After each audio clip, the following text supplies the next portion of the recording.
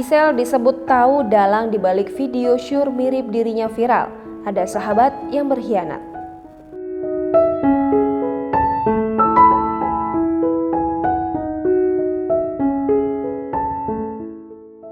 Perkembangan kasus video syur mirip Giselle hingga kini masih dalam penyelidikan kepolisian. Artis Giselle Anastasia pun tak luput dari pemeriksaan.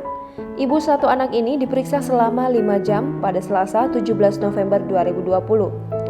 Lebih dari 5 jam Giselle berada di ruang pemeriksaan Polda Metro Jaya.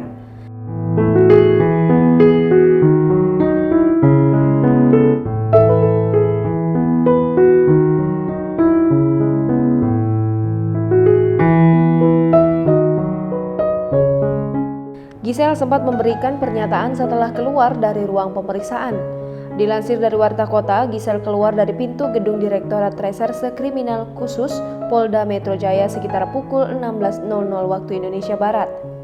Akan tetapi, janda Gading Martin itu enggan membeberkan isi pertanyaan dalam pemeriksaannya dengan penyidik di Treskrimsus Polda Metro Jaya. Giselle Anastasia memilih bungkam ketika ditanyakan awak media mengenai hasil pemeriksaan lebih dari 5 jam itu.